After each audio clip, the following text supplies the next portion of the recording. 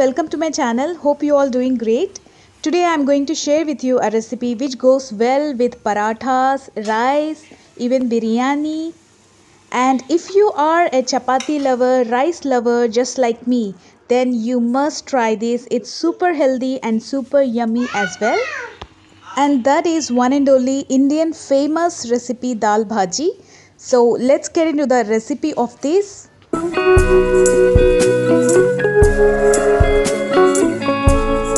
So the basic ingredient I have taken here is तूर दाल.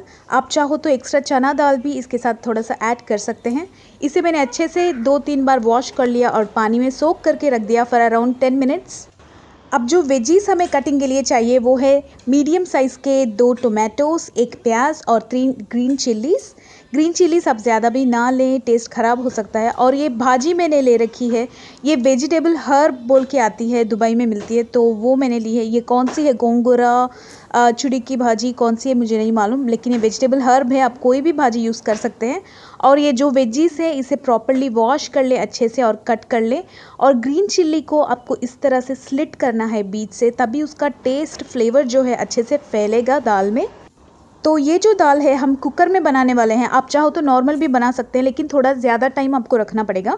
ये cooker में first जो हमने भिगो के रखी थी दाल वो हमने डाल दी. और ये प्याज क्यूब्स के फॉर्म में हमने कट करके रखे थे वो हमने डाल. और टमाटर भी आप छोटे साइज़ के कट कर ले ताकि ईजी से वो गल जाए. और ये जो ग्रीन चिल्ली थी ये भी हमने डाल दिया. अब भाजी कट करने की बारी आती है, तो हमें ये जो पत्ता है वो ही हमें चाहिए. जो उसका स्टेम है वो हम नहीं डालेंगे. स्टेम डालेंगे तो फिर दाल खाने में पूरा मुंह में आएगा वो स्टेम. तो ये स्टेम किसी और पर्पस के लिए यूज़ करते हैं, बट इसमें वो नहीं चाहिए. अभी सिर्फ ये जो पत्ता है यहाँ तक हम लोग कट करके सेपरेट कर लेंगे. और अच्छे से आपको वॉश करनी है भाजी, क्योंकि इसमें बहुत ज़्यादा ग्रिट होता है, सैंड होता है. तो you have to wash it properly 4 to 5 times. Then इस पत्तों को साइड में ऐसे रख दीजिए. थोड़ी देर के बाद ये सूख जाएंगे, जस्ट फॉर 2 मिनट्स, ताकि इसका एक्सेस वाटर जो होता है वो ड्रेन हो जाए. तब हम इसे इसी कुकर में ऐड कर लेंगे डायरेक्टली, ये जो भाजी वॉश की हुई थी. अब इसमें मसाले क्या क्या डालते हैं वो हम देखते हैं. तो जो फर्स्ट इंग्रेडिएंट हम डाल रहे हैं वो है नमक. 2 स्पून मैंने यहाँ पे डाले थे, बाद में ज़्यादा चाहिए तो ऐड कर सकते हैं. और मैंने टर्मरिक थोड़ा सा डाला है, जस्ट ए पिंच. और ये बहुत इम्पॉर्टेंट है, काली मिर्च, ब्लैक पेपर पाउडर आपको डालना है, जस्ट ए पिंच. और मैंने ये ज़ीरा सीड्स मैंने डाले हैं. और पानी इसमें डालना है अराउंड आप 3 से 4 कप्स आप डाल सकते हैं. जहाँ तक ये जो पत्ते सब्ज़ी सब हैं डिप होना चाहिए वहाँ तक आपको डालना है. प्रॉपर मेजरमेंट आपके जो वेजल आपने लिया है उसके हिसाब से होगा. आपको उसके हिसाब से पानी डालना है जहाँ तक ये डिप होते हैं. और स्पून से जस्ट उन्हें एक बार मिक्स कर दीजिए और डिप कर दीजिए पूरे वेजीज़ को अच्छे से. अब मीडियम से थोड़ा कम फ्लेम आपको रखना है. और 5 से 6 या फिर 3 से 4 भाजी आपको ज़्यादा गली हुई चाहिए तो 5 से 6 सीटियाँ आप रख सकते हैं. और अच्छे से उसका फ्लेम को ड्रेन ऑफ करके बाद में आप ओपन कीजिए. ओपन करते वक्त बहुत ध्यान देना है आपको. तो उसके बाद आप इस तरह का एक ब्लेंडर ले सकते हैं, जो मैनुअल ब्लेंडर या फिर स्मैशर बोलते हैं. ये आपको इजीली मार्केट्स में मिल जाएगा. आपके पास दाल घोटनी है तो वो भी आप यूज़ कर सकते हैं. तो इसे अच्छे से पंप करना होता है ऊपर से नीचे. दाल थोड़ी ठंडी हो जाए तभी आप कीजिए. मैं यहाँ पे कर रही हूँ क्योंकि हमारे घर में वीकली एटलीस्ट 2 to 3 टाइम्स दाल भाजी तो बनती है, तो ये मुझे प्रॉब्लम नहीं है. तो मैं डायरेक्टली यहाँ पे गरम दाल पे ही स्मैश कर रही हूँ. आपको बीच बीच में इसका कंसिस्टेंसी चेक करते रहना है. आपको ज़्यादा थिक चाहिए तो और ज़्यादा स्मैश करते रहना चाहिए. तो अराउंड 5 मिनट्स मैंने इसे स्मैश किया था to achieve the consistency I need. आप इसे डायरेक्टली स्ट्राइट रख के स्मैश करें तो ईज़िली ये स्मैश हो जाएगा. और कंसिस्टेंसी यहाँ पे मैं चेक कर रही हूँ. This thickness is quite good for the recipe. So now we have to add some additional flavour, जिसके लिए मैं ये वकली ले रही हूँ.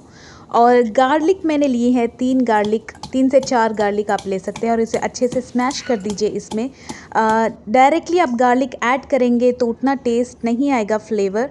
तो आपको ऐसे स्मैश करके डालना है. आप कोई भी एक भारी चीज़ हो उससे आप स्मैश कर सकते हैं और उसमें डाल दीजिए. और एडिशनली आपको कुछ स्पाइस चाहिए जैसे नमक, ये आप डाल सकते हैं। तो फाइनल स्टेप क्या है कि इसे हमें बघार लगाना है। बघार के लिए आप तेल डालेंगे, अच्छे से जब गर्म हो जाएगा उसमें हम करी लीव्स डाले हैं और ये रेड चिल्ली हमने डाली है और ये है सेसमी सीड्स हमने थोड़ी डाली है, ये बहुत टेस्ट लाता है रेसिपी में। और ये ज़ीरा सीड्स मैंने डाली है और गार्लिक जो है हाफ़ गार्लिक हमने डायरेक्टली दाल में डाल दिया था और हाफ़ ऑफ द गार्लिक जो क्रश्ड था उसे हम डायरेक्टली इस तरह से तल लेंगे अच्छे से, जैसे गोल्डन कलर हो जाएगा तब तक, और उसे डायरेक्टली ऐड करेंगे। और लास्ट फाइनली हम लोग ऐड कर रहे हैं मस्टर्ड सीड्स। पहले ही आप ऐड करेंगे तो थोड़ा सा उसका कड़वा टेस्ट छूटेगा भाजी में, तो इसलिए इसे लास्ट में आप ऐड करें जब भी आपको भुनना होता है इस तरह से।